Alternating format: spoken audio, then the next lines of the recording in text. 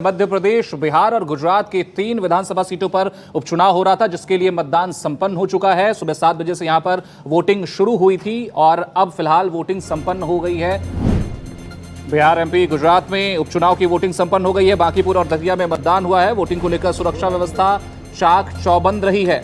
तो बिहार के बांकीपुर, गुजरात में मांजलपुर और मध्य प्रदेश के दतिया विधानसभा सीट पर यह उपचुनाव हो रहा था, जिसके लिए मतदान जारी रहा। मतदान संपन्न हो चुका है फिलहाल और आज सुबह 7 बजे ये मतदान शुरू हुआ था। तो ये 3 विधानसभा सीटें हैं जिस पर उपचुनाव हो रहा था और इसको लेकर मतदान संपन्न हो गया है। 3 अगस्त को इसकी मतगणना होगी और उसके बाद नतीजे सामने आएंगे। तो 3 विधानसभा सीटें ये हैं। बिहार की बांकीपुर सीट है, मध्य प्रदेश की दतिया और गुजरात की मांजलपुर सीट है, जिसको लेकर आज मतदान हो रहा था। मतदान संपन्न हो गया, शांतिपूर्ण तरीके से मतदान संपन्न हुआ है।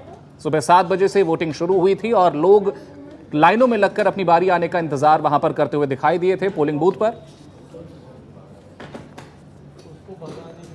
तीनों विधानसभा सीटों पर उपचुनाव हो रहा था, जिसको लेकर पूरी तरह से दोनों ही पार्टियों ने, यूं कहे कि मुख्य जो विपक्षी पार्टियां हैं, एनडीए गठबंधन और इंडिया ब्लॉक, दोनों की तरफ से ही लगातार प्रचार शुरू था। जोर शोर से सभी लोग जनता के बीच में जाकर अपनी पार्टी को जिताने की अपील कर रहे थे, अपने समर्थित उम्मीदवार को जिताने की अपील कर रहे थे। बीजेपी की तरफ से लगातार ये कहा जा रहा था कि एनडीए का उम्मीदवार वहां से जीतेगा। जिन तीनों सीटों पर फिलहाल उपचुनाव के लिए मतदान संपन्न हुआ है, तो वहीं कांग्रेस का यह कहना था कि कांग्रेस समर्थित यानी कि इंडिया ब्लॉक से समर्थन प्राप्त उम्मीदवार वहां पर सीट जीतेगा। तो ये बात लगातार कही जा रही थी।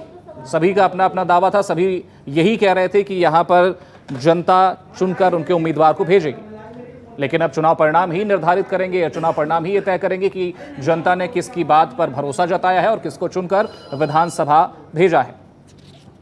तो 3 विधानसभा सीटों पर उपचुनाव हो रहा था। मध्य प्रदेश की दतिया, बांकीपुर सीट है बिहार की, जहां से नितिन नवीन, जो कि राष्ट्रीय अध्यक्ष बीजेपी के हैं, वो विधायक थे। उनके हटने के बाद ये सीट खाली हुई थी।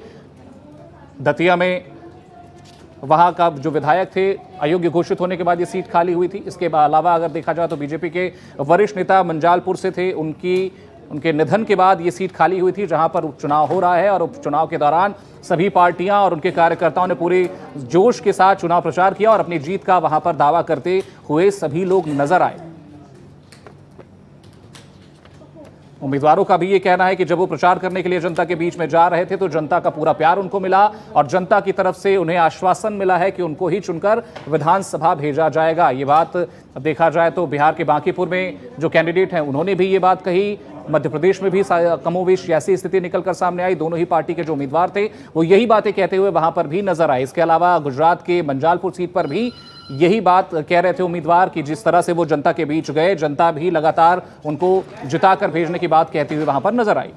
तो ज्यादा जानकारी के साथ हमारे सहयोगी आशुतोष जुड़ गए हैं पटना से। आशुतोष जी, जिस तरह से बांकीपुर में वोटिंग हुई, किस तरह से देखा जाए वोटिंग प्रतिशत बेहद कम रहा, लेकिन बेशक आपने सही कहा। हालांकि बांकीपुर का जो रिकॉर्ड रहा है उसके मुताबिक ही वोटिंग हुआ है। आम चुनाव में भी बांकीपुर का इस बार का परफॉर्मेंस यही रहा था और उपचुनाव में भी कमोबेश यही है, यानी 33.57 परसेंटेज। 5 बजे तक का ये मतदान प्रतिशत है। 1 घंटा शेष के बाद जो प्रतिशत बढ़ा होगा या जो क्यू में लगे लोग हैं, उनकी संख्या के आधार पे मुझे लगता है कि 4 से 5% या मैक्सिमम 6% का इजाफा हो सकता है।